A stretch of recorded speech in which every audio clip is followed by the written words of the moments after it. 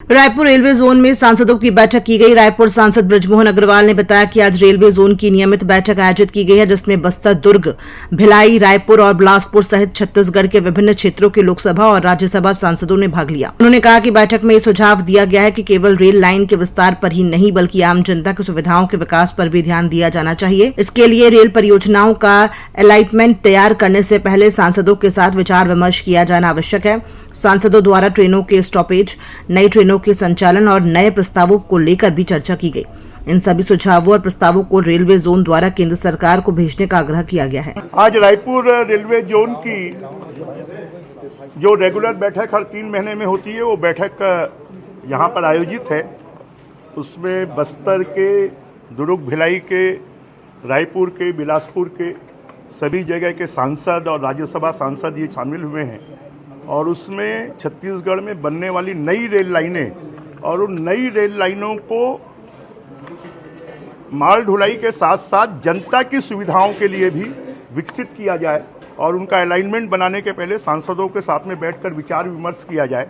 इस बात के निर्देश हमने दिए हैं और जो सांसदों ने ट्रेनों के स्टॉपेज के बारे में, नई ट्रेन को चलाने के बारे में और साथ में इसके बारे में भी जो प्रस्ताव हैं उनको हमारा जोन जो है वो केंद्र सरकार को भेजे, इसके बारे में हमने आग्रह किया है। साथ में रेलवे ट्रैक, रेलवे स्टेशन के आसपास ग्रीन एनर्जी के लिए और वहाँ पर सोलर पैनल भी ज़्यादा से ज़्यादा लगे जाए। साथ में इस बरसात के दिनों में ज़्यादा से ज़्यादा वृक्षारोपण किया जाए और जो अमृत स्टेशनों का निर्माण चल रहा है उसको तेज गति लाई जाए, इस बात का आग्रह किया। 7 सालों में नई ट्रेनें नहीं मिली, उसको लेकर कुछ बातचीत हुई है? उसके बारे में बातचीत हुई है। नई ट्रेनों के बारे में तो निश्चित रूप से उन्होंने कहा है कि हम प्रस्ताव भेजेंगे और प्रस्ताव भेजकर, क्योंकि यहाँ पर डेवलपमेंट का काम चल रहा है, तीसरी लाइन का, दूसरी लाइन का, चौथी लाइन का, और उसके कारण उसके पूरा होने के बाद नई ट्रेनों की संभावनाएं बढ़ेंगी। लेट लतीफी इसमें कोई डिस्कस हुआ क्या? जो बहुत उसके बारे में भी डिस्कस हुआ है। पहला विषय यही था कि जो लगातार छत्तीसगढ़ में ट्रेनें लेट हो रही हैं, ट्रेनें कैंसिल हो रही है, उससे यहाँ की जनता को बहुत परेशानी हो रही है। तो उसमें उन्होंने बताया है कि क्योंकि नए रेलवे ट्रैक बन रहे हैं, अंडर ब्रिज बन रहे हैं, ओवर ब्रिज बन रहे हैं और उसके कारण ये स्थिति पैदा हो रही है। और साथ में छत्तीसगढ़ में लगभग 46,000 करोड़ रुपए का काम चल रहा है।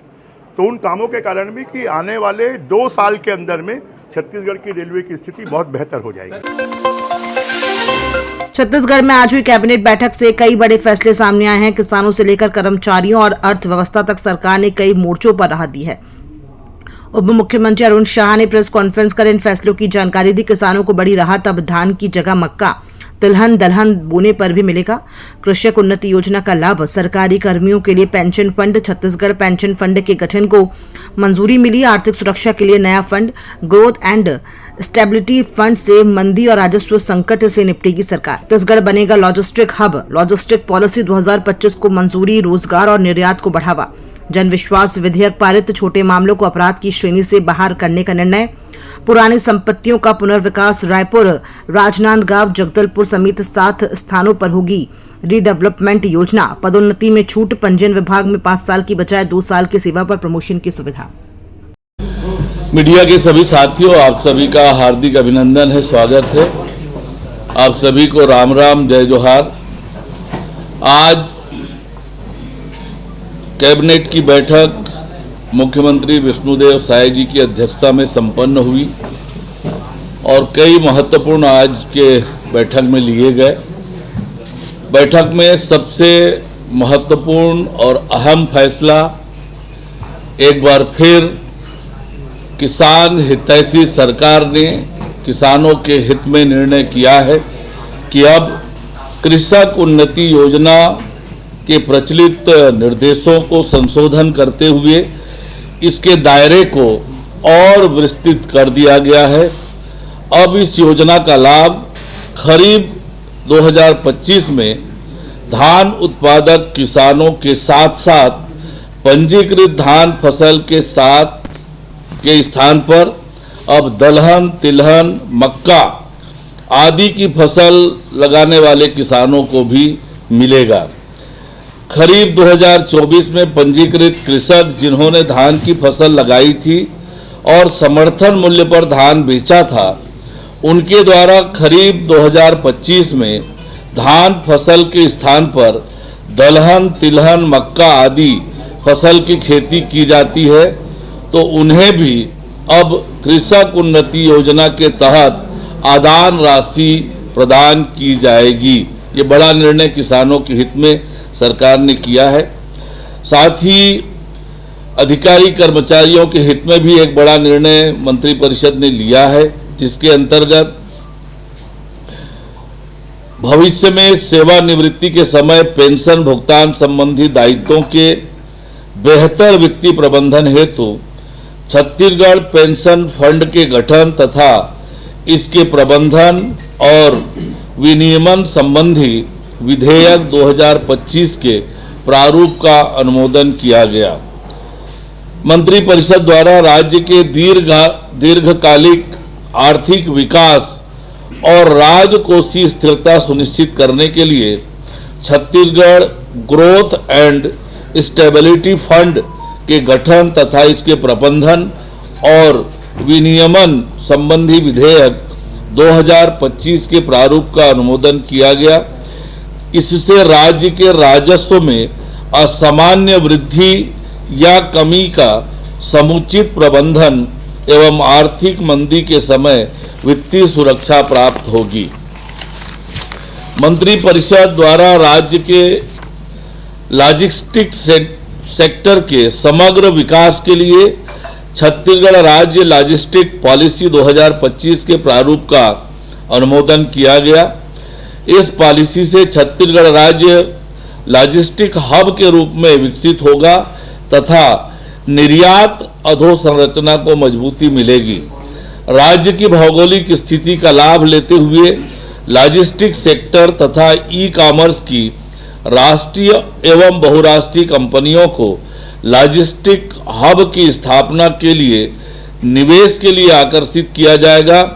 राज्य की भंडारण क्षमता में वृद्धि होगी, जिससे प्रदेश के उद्योगों, व्यापारियों और किसानों को सस्ती भंडारण सुविधा मिलेगी।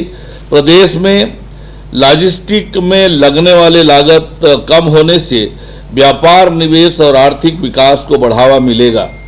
इस नीति के माध्यम से dry port, inland container depot की स्थापना को प्रोत्साहन करने से सूक्ष्म, लघु एवं मध्यम उद्योगों तथा स्थानीय उत्पादकों को निर्यात बाजारों तक पहुंचने का अवसर मिलेगा। राज्य के प्रचुर वन संसाधन, वनोपज एवं वनौषधि उत्पाद के निर्यात हेतु इकोसिस्टम तैयार होगा। यह पॉलिसी राज्य के युवाओं के लिए रोजगार के नए अवसर भी सृजित करेगी, साथ ही को लॉजिस्टिक्स एवं निर्यात क्षेत्र में एक अग्रणी भूमिका में स्थापित करेगी। मंत्रिपरिषद द्वारा एक और महत्वपूर्ण निर्णय लेते हुए कुछ कानूनों के प्रावधानों का गैर अपराधीकरण करने के लिए छत्तीसगढ़ जन विश्वास प्रावधानों का संशोधन विधेयक 2025 के प्रारूप का अनुमोदन किया गया। जन विश्वास विधेयक से व्यवसाय व जीवन यापन में सहजता बढ़ेगी, अनावश्यक न्यायालयीन प्रकरणों और उससे होने वाले व्यय में कमी आएगी। मंत्रिपरिषद ने प्रदेश के विभिन्न विभागों, निगम, मंडल, कंपनी, बोर्ड के पूर्व निर्मित एवं जर्जर भवनों तथा इनके स्वामित्व की अनुपयोगी शासकीय भूमि के व्यवस्थित विकास और सदुपयोग के लिए रीडेवलपमेंट योजना अंतर्गत 7 योजनाओं को स्वीकृति प्रदान की है। इसमें Shanti Nagar Raipur, BTI Shankar Nagar Raipur, Kailash Nagar Rajnandgaon, Chandni Chowk phase 2 Jagdalpur, civil line Kanker, club Para Mahasamund, Katghora Korba शामिल है। मंत्रिपरिषद द्वारा वाणिज्यिक कर पंजीयन विभाग के अंतर्गत उच्च श्रेणी पंजीयक, लिपिक / रिकॉर्ड कीपर की तृतीय श्रेणी कार्यपालिक उप पंजीयक के पद पर पदोन्नति के लिए विहित 5 वर्ष की न्यूनतम अहर्कारी सेवा को केवल एक बार के लिए न्यूनतम हरकारी सेवा 2 वर्ष निर्धारित करने का निर्णय लिया गया। उप मुख्यमंत्री विजय शर्मा ने कांग्रेस के राष्ट्रीय अध्यक्ष मल्लिकार्जुन खड़गे के छत्तीसगढ़ दौरे पर प्रतिक्रिया दी है। उन्होंने कहा कि खड़गे ने न केवल एक बार बल्कि बार बार सनातन परंपराओं और मूल्यों का अपमान किया है। ऐसे व्यक्ति का स्वागत नहीं किया जा सकता जो हमारे धार्मिक और सांस्कृतिक मूल्यों का निरंतर अपमान करता हो। खड़गे जी ने बार बार सनातनी परंपराओं का अपमान किया है, बार बार उन्होंने भारतीय मूल्यों का अपमान किया है। ऐसे खड़गे जी का मैं सोचता हूं कि छत्तीसगढ़ में कोई स्वागत नहीं करेगा। छत्तीसगढ़ कांग्रेस के प्रदेश मुख्यालय राजीव भवन में आयोजित बैठक के दौरान पीसीसी अध्यक्ष दीपक बैस का मोबाइल फोन चोरी हो गया। इस घटना ने कांग्रेस खेमे में हलचल मचा दी है। इस पर प्रतिक्रिया देते हुए राज्य के उप मुख्यमंत्री विजय शर्मा ने कांग्रेस पर तीखा हमला बोला। उन्होंने कहा कि जब कांग्रेस कार्यालय के भीतर, वो भी पार्टी की ही बैठक के दौरान, पीसीसी चीफ का मोबाइल फोन चोरी हो सकता है तो आम जनता की सुरक्षा की उम्मीद कैसे की जा सकती है। उप मुख्यमंत्री ने आगे कहा कि जब पार्टी के अंदरूनी बैठक में ही ऐसा गड़बड़ झाला हो रहा है तो सोचिए बाहर जनता के साथ क्या क्या होता होगा। कांग्रेस नेताओं को अपने आचरण और कार्यशैली में सुधार लाने की जरूरत है। उन्होंने ये भी कहा कि कांग्रेसियों को अपने भीतर संस्कार लाने की जरूरत है ताकि इस तरह की घटनाएं दोबारा ना हो। अभी बताएं, मैंने संस्कारों का बात होता है वही ना, अपने ही कार्यालय में, अपने ही नियत लोगों की बैठक में, जिसमें भीड़ नहीं जाती है, जिसमें निर्धारित लोग ही प्रवेश करते हैं, ऐसी बैठक में अगर ऐसी प्रक्रिया होती है तो चिंता करना पड़ेगी। वो पूरी जगह घूम घूम के सबकी चिंता कर रहे हैं, अपनी पार्टी की चिंता नहीं कर रहे हैं। प्रदेश के मुखिया हैं संगठन के, तो उनको अपने प्रदेश की चिंता करनी चाहिए। दीपक भाई जी अच्छे हैं, मैंने पहले ही कहा वो अच्छे नेता हैं, उसमें कोई संशय नहीं, लेकिन विषय ये है कि ऐसी चिंता करना।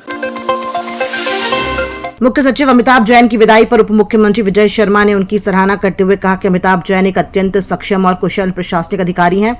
अपने कार्यकाल के दौरान उन्होंने छत्तीसगढ़ के विकास के लिए उल्लेखनीय योगदान दिया है। उप मुख्यमंत्री ने आगे कहा कि उनकी कार्यशैली, अनुभव और प्रशासनिक ज्ञान से राज्य को विभिन्न स्तरों पर लाभ मिला है। उन्होंने हमेशा दक्षता और प्रतिबद्धता के साथ कार्य किया है जो प्रशंसनीय है। अमिताभ जैन जी बहुत अच्छे अधिकारी हैं, उन्होंने बहुत काम किया। उनके कार्यशैली का लाभ छत्तीसगढ़ को मिला है, उनकी कर्मठता का लाभ मिला है, उनके अनुभव का लाभ मिला है, उनके ज्ञान का लाभ मिला है। सभी लाभ छत्तीसगढ़ को मिला है। बहुत अच्छा काम उन्होंने किया है। आज जो भी नया परिवर्तन होगा उसका स्वागत है। पीसीसी अध्यक्ष दीपक बैस का मोबाइल चोरी होने की घटना पर कांग्रेस नेता राधिका खेड़ा ने प्रदेश मुख्यालय की सुरक्षा व्यवस्था पर सवाल उठाए हैं। वहीं उप मुख्यमंत्री विजय शर्मा ने इस मुद्दे को लेकर प्रदेश कांग्रेस पर तीखा हमला बोला। विजय शर्मा ने कहा कि राधिका खेड़ा के साथ जो कुछ कांग्रेस मुख्यालय में हुआ था वो अपने आप में गंभीर मामला था। उन्होंने स्वयं इसकी शिकायत भी की थी, लेकिन आज तक कांग्रेस ने अपने प्रदेश कार्यालय में सीसीटीवी कैमरे नहीं लगाए हैं। ये अपने आप में कई सवाल खड़े करता है। आखिर कांग्रेस कैमरे लगाने से क्यों बच रही है? हाँ, उनके साथ जो कुछ यहाँ पर हुआ था, जिसका कंप्लेंट उन्होंने स्वयं किया था, वो भी एक बड़ा मसला था। आज एक और बड़ा मसला है। अभी वो सीसीटीवी लगाने से बचते हैं, तो उसका कारण क्या है? वैसे अभी विष्णुदेव जी की सरकार एक नया कानून लेकर आने वाली है जिसके अंतर्गत सीसीटीवी लगाना ही पड़ेगा। सर, ये कैबिनेट की बैठक और